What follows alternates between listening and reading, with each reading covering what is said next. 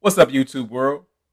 It's your boy J Dub, the number one comment on YouTube, and I'm back with another review. Today, I will be reviewing. Always gotta say, what am I reviewing? I'm reviewing Love and Marriage Huntsville. This is what is this? This is season 4, episode 14. The title is Old Atlanta New Tricks. And before I get started, in my introduction, you heard that I am YouTube's number one commenter. So in this channel, we're all about the comments. I don't ask for the likes or the subscriptions. If you rocking with your boy JW, you'll do that anyway. So we don't really get into that. But those comments are absolute necessary for me because I need them. That's my energy. That keeps me going because I could be on anybody's channel, one of my favorites, and just commenting just from my phone. But I do this for y'all, for the people who want to hear me.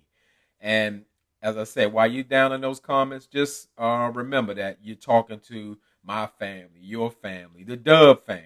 So, we're all YouTube cousins. So all I can say is you can say what you want to say. That's the motto of this channel. Say what you say, but be respectful to others. Because we can talk about anything on TV, but just treat each other well. Family's important.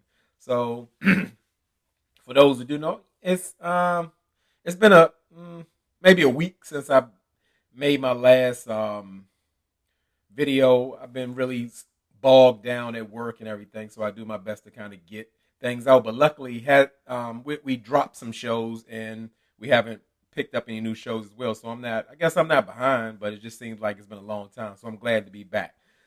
So let's just go ahead and get right into it. Which one just used to be one of my favorite shows, but it's becoming a struggle. But I actually enjoyed this episode, I can say that. So that's always a bright spot.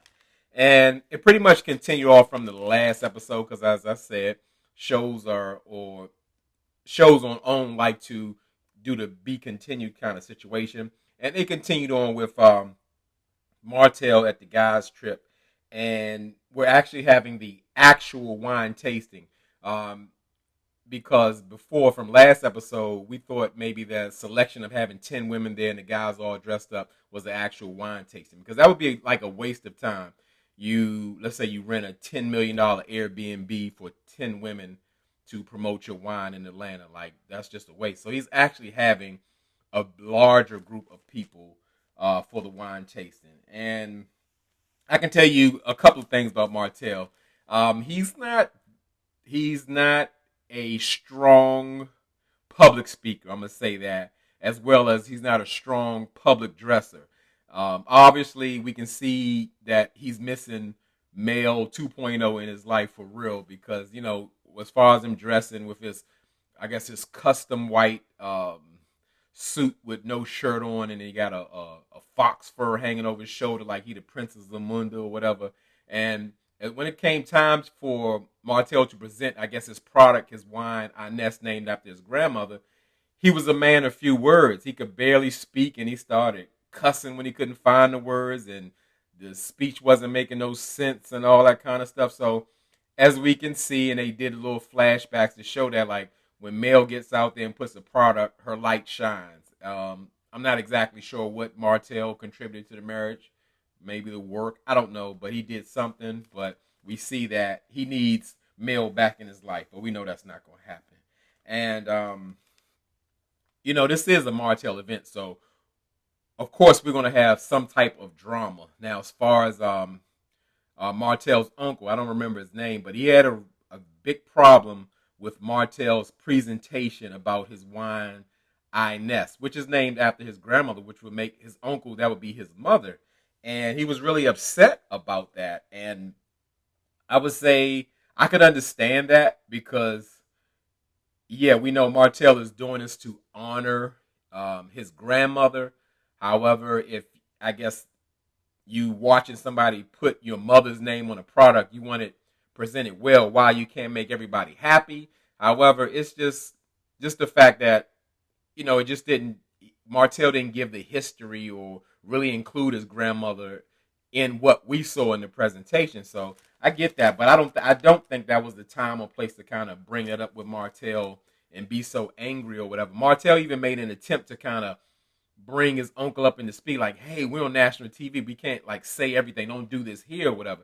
And his uncle was like, done. Well, like, I'm gone. But Martell was like running after him like a little, a little young nephew, just trying to make it right or whatever, and didn't want the own cameras to follow him because it was a real situation. He was visibly bothered by Martell. I mean, he was throwing it, just kept saying, like, you didn't do enough, or almost insinuated that Martell wasn't as close to his mother as he's putting it out there. So it's a family thing. And I guess that's how, I don't know, family and business don't mix or whatever. Really, Martell has the right to do that, but you can't really tell somebody how to feel about the way their mother is being representative. Like, his uncle doesn't own his mother's name, but however, that's his mother, so he's going to feel some type of way if he doesn't feel like it's right. So I get it. And so pretty much that was the end of the trip or whatever. It ended on a sour note. However, Martell seemed like he was upbeat, and the guys like kind of rallied around him and supported him through it or whatever. So they were saying like how great the trip was. I don't know if they were being nice or what, but everybody went back home. So it was pretty much time to get everybody needed to be debriefed by their wife because they want to know what's going on with the trip, because last time that Martell and all the guys had a trip, there was a lot of negative stuff going, like cheating rumors, dealing with the linebackers, and Martell's mistress was there in the same place. So it's a thing. So we get to we go with who's the first interrogation? Lewis and Tiffany. So Lewis and Tiffany pretty much Lewis tells Tiffany that he went to a rage room and she wanted to know what he was raging about, and he was like some sexual frustration going on. And he kind of like backpedaled on why he gave that sexual frustration a reason. Like, well, they asked about a topic, I was frustrated, so I kind of just gave him one or whatever. When knowing that that's how he truly feels or whatever. And I can say this about Tiffany and Lewis. When they speak, it sounds like they're at a professional board meeting discussing a company or something like that. Now, don't get me wrong, marriage has a business side to it, but it just doesn't sound very personable when they speak. And I can say one thing, I guess one positive thing about Tiffany. She really sounded like she wanted to like really get to a solution of what Lewis is, I guess, displaying about his frustration. Because Tiffany's just saying, like, if it's really that serious, we can really sit down and make a plan to, I guess, address your frustration. And Tiffany was just trying to have like a real conversation, but Lewis kind of seemed like he was kind of picking at her words to cause confusion throughout the situation. Because at this point, their perfect marriage, let me put that air quotes, their perfect marriage is being challenged at this point. It's just like they're having communication issues, which a lot of people have. I mean, those are like the hot button topics or the reason that people break up: communication, money, sex, all those things. And Tiffany seems like she wants to keep it real, but Lewis is saying like, well, it's a difference when we communicate and then the plan doesn't actually take place. So they definitely got some things to work out, but they both have to be open and honest or whatever. So we go to Kimmy. Kimmy is talking to the wolf in sheep's clothing, which is her husband, Maurice. And, they're having their debriefing meeting. And I'm first, let me stop, because I say I go into the details or whatever about my interview and things I see. I'm so glad to see that Maurice and Kimmy got their 2001 kitchen redone, and it looks very nice. And I'm glad to see that, because there's a thing where, like, when you're driving around in $100,000 cars or whatever, and your kitchen look like it's from 2001, it's time, to make a change. It's time to get to the priorities or what have you. But, that's just the thing I noticed. I had to speak on. I couldn't help it. And Kimmy immediately starts the interrogation with Maurice, but it really kind of goes into, let's say, a deflecting and a deceptive mode type situation. The reflecting mode comes when, like, I said deflecting, not reflecting. Deflecting mode comes from how Maurice wanted to give the information to Kimmy, like, well, like, pretty much as soon as we got there, Martell was saying, like, Mel Nika is the original Mel, so she's like Mel 1.0, and his ex-wife is Mel 2.0. And Kimmy's like, what? He said that or whatever? Because that's going to come up later. or what have you. He want to get that heat off of him. But Kimmy come right at him. She's saying like, hey, I want to ask you a question. I want to make it clear so you don't think I'm answering in two parts. Did you touch one of those strippers when y'all went to the strip club? And Maurice goes into his Scott brother deception mode, and he's talking. Well, let's kind of define what touch is. Now, like from starting out with that sentence, I gotta just start looking at Kimmy. If she is okay with like involving herself with a conversation in that manner when she asks her husband a question, I gotta let Kimmy have it. I can't look at Maurice anymore at this point. He is what he is. He's a Scott brother. They're gonna talk in circles. They're gonna confuse you. They're gonna gaslight you. Them things are gonna happen. So when they do that, you have to choose what you want to do with that information. So, Maurice he just continues on and goes into, well, I might have done a tap or whatever, but one could never say that I caressed it. Nobody could say that. And Kimmy like, I see. So, like I said, if Kimmy is good with that and going in that type of direction in the conversation with her husband, I gotta let her have it. All I can say is R.I.P. to the old Kimmy that we used to know and love. She's gone. That Step for Wife program and chip in the back of her neck has fully kicked in, and she's going to continue to be a version of Tisha.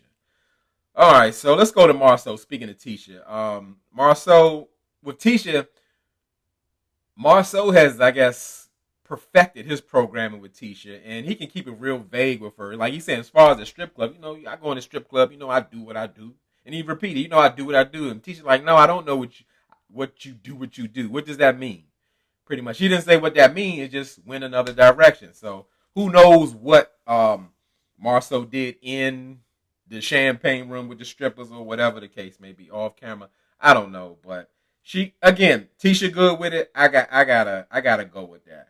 And Marceau kind of went into like a little rant about like he was insinuating that Lewis and Tiffany were in a sexless marriage, and that how he could never be, he would be out, and how it's that important where like he'll hear people say, "Oh, you just threw your whole life away," from getting some action from a girl or whatever, and he's like, "Yeah, it's that important or whatever." And Tisha kind of sighed at him because like Marceau is trying to condone cheating and the reason you leave a marriage, and Tisha's like, nobody even said they're not having sex or whatever. It's a difference of not getting enough and being sexless. But Marceau, everything he says is calculated, it's strategic. So he's leading Tisha into a certain direction. And the one thing that kind of threw me is how Marceau kind of gave a speech about how like Lewis and Tiffany need to focus on like making each other a priority. Now, again, his definition, it may be a Scott definition that by him providing, meaning gone 20 hours of the day, and when he gets free time, he goes to the bar with his friends instead of spending time with his family or taking surprise trips to Africa, is a part of making your family a priority. But that message can't come from him and be received. So that's all I got to say about that. And so as far as the next scene, Tisha, she goes into I would say a very much needed couples therapy session. Of course, without Marceau. And I can really say that because they say that there's no such thing as couples therapy. You're actually getting individual counseling in a couple setting. You may be discussing marital issues, but it's always breaking down the root of who you are and why you do certain things and what you need to change. So, so she's in a couples therapy session, of course, minus Marceau, and she's talking to Dr. Francis. And I want to know, why does Dr. Francis always stand up? Like he stands up over his clients. I don't get that. I was in there like, can you sit down, please? Or I'm going to stand up too. I'm going to do something. I just can't do that. That's what do you call it? That's nonverbal communication. I wouldn't feel comfortable. But I'm going to tell you this, regardless of Dr. Francis standing, I mean, he was really dropping some gems and jewels and rubies on Tisha. It's just the fact that I don't think she's willing to open her eyes. He was trying to give her the game that Marceau was running and saying like, oh, Marceau is depressed and he'll just get up and go to Africa. And even though we were planning to go as a family and decided, and Dr. Francis want to know like, so what did you say? Why didn't, pretty much you challenge or confront that, and telling Tisha that there's resolution in confrontation. And sometimes, that's what most people, a lot of people think that confrontation is a negative thing. Only thing confrontation, confronting something, is you're just addressing a problem directly, head on. And guess what? Even if it goes positive or negative, that situation will never be the same again. Now, if you put your head in the sand, sweep it under the rug, it's going to always be the same. It's going to get worse. The problem's going to be there. So confronting something is always a positive thing. You'll get some answers. You'll get some knowledge. You'll get some change. And Tisha doesn't see it that way. And like I said, we just got to let Tisha be Tisha. And I don't think it's helped for her. Sometimes I see a light like, oh, she's kind of waking up, but I think that's kind of a way of her just acknowledging things and saying like, oh yeah, I hear you, but she ain't really getting it. So we see Martell. Martell's having lunch with his mother. They're eating salad dressing, because they dump like the whole bottle of salad dressing while they eating on the back porch. I'm like, that salad got to be disgusting. I don't care how big that bowl is. You pour a whole bowl of salad dressing in one setting, that ain't no good. So they pretty much discuss what happened at his wine tasting in Atlanta, and Mama heard about the situation where her brother got pretty upset at him about what's going on, and like, she's always going to support her baby boy to the end. She's always going to end it with, you have a good heart. You have a good heart. And she just went on and on about how she loved her mom and how, Inez, his grandmother, was just such a wonderful, beautiful person. And you could tell that they have a lot of love for her and all that. But Mama's always going to support Martell no matter what's going on, right or wrong. Martell killed 3 people. Like, oh no, baby, sometimes you got a good heart. You had to do what you had to do, and all that kind of stuff. This is how she's going to be. And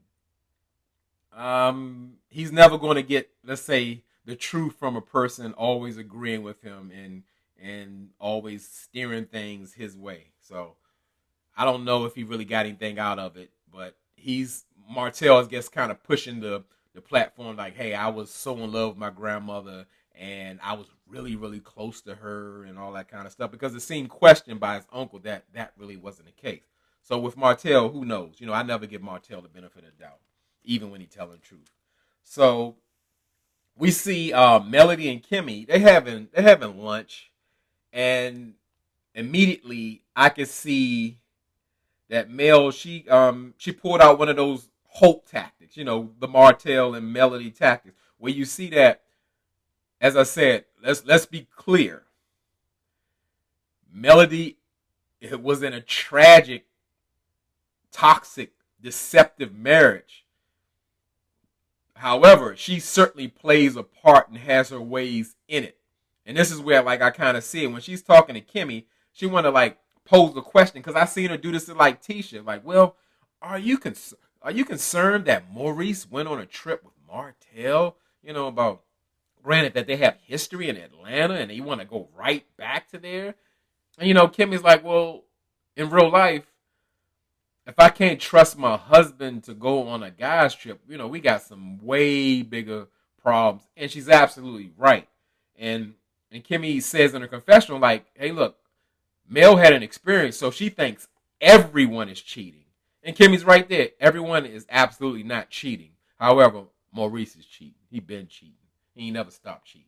But anyway, it's a thing where Mel tries to, and it doesn't seem like it's in a positive or helpful way. She's trying to create the doubt in Kimmy's head that, like, hey, Maurice was out there with Marcel. They was cutting up. And Martell is single. So, something went down. And I would just say, like I said, that it just didn't come from a good place. That toxicity, I don't know if, again, in my theory, Martell has infected Mel, or she was always like that. Something is going on with her, and she's gonna find a way to bring it back to Martell. To me, I don't think Mel should even ever discuss Martell unless like the producers ask her in a confessional. Other than that, she should be like focusing on her life and really moving on. If how she come in the room, I'm highly blessed and favored, and I'm doing well, and I sleep good at night. Keep it that way, and keep the focus on there. So we really like through that conversation with Kimmy and Mel, we get the backstory with like Martell's uncle, and Mel was like really surprised and saying like that uncle is like a pretty mild mannered guy. So obviously Martell offended him, and Kimmy was saying like, yeah, the uncle was looking for him to be like more emotional about the situation. I guess his grandmother Inez about talking about her or really painting a picture. And I don't agree with that part because everybody doesn't. They don't share the same emotional intelligence, or they don't have the same type of connection. So you can't expect somebody to break down crying when they're talking about your relative because everyone has a separate relationship for whatever reason, and that's not in everybody's personality. So I don't agree that you should push that on Martell or anybody else. Like, oh, you talking about your grandmother's passed on, you should be crying and breaking down and telling when y'all was on a rocking chair and she made you cookies and all that kind of stuff.